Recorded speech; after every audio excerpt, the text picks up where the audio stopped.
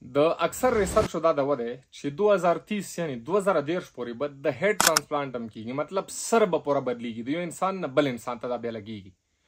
او ډېر ریسرچر دا وایي چې دې باندې موږ کار شروع کړی دی چې داسې د یو انسان سر که صحیح وي او د بل انسان بډي صحیح وي، د دې دوو منځ کې که څه هم غلطي وي دا به موږ یو انسان نه سر رلو بل انسان ته به لګو، دا اپریشن کامیاب کیدلی شي.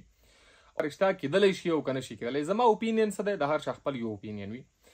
د هډ چې کوم ترانسپلانټ دی که ساده الفاظو کې زه تاسو ته وایم چې دا بالکل امپوسیبل نشي کیدلی.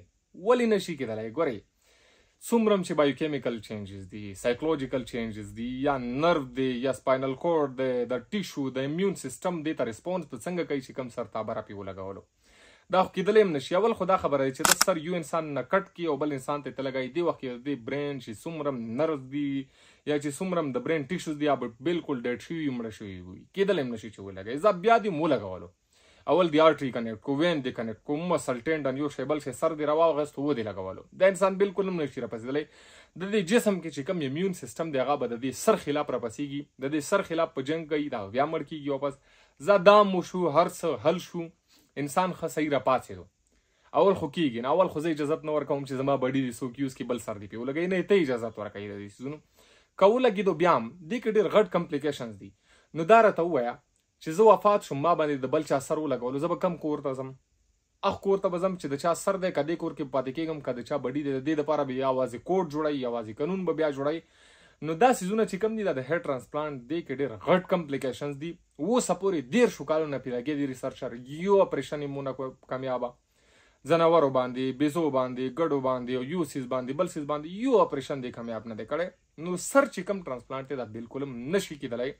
را روان وخت کې نه 200 کالو پورې دې ته تاسو انتظار وکړئ، خو دا بالکل هم نشي کېدلی. دې کې چې کوم کمپلیکیشن دي که نه نو هغې باندې ډاکټر سړی ښه پوهېږي، بیا نیورولوجست دې باندې ښه پوهېږي چې د سر ټرانسپلانټ چې کوم دی دا بالکل هم ناممکنه غوندې خبره دی چې بالکل هم نشي کېدلی. که کامیاب شیم دا به ناکام وي، دا یو داسې څیز دی. که دا کامیاب شوم دا ناکام دی. دا څیز هېڅوک هم نشي کولی، نه هېڅوک اپورټ کولی شي دا څیز.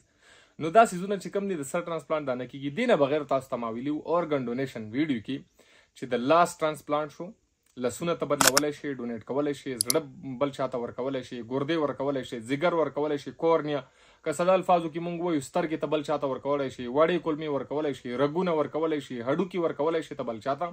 خو دا اله چې ته کله ووایي چې زه بالکل دا بل چاته ورکولی شم. دې نه بغیر اورګن چې څومره هم دي د انسان بدن کې چې څومره هم اورګن دي، څومره هم حسي دي، هغه خرڅول، د هغه ټریډ کول دا بالکل قانوني جرم دی. دې باندې که څوک هم ګیر شو ډنډو ته بیا تیار شئ. نو د هډ ټرانسپلانټ بالکل هم نشي کېدلی. مهرباني.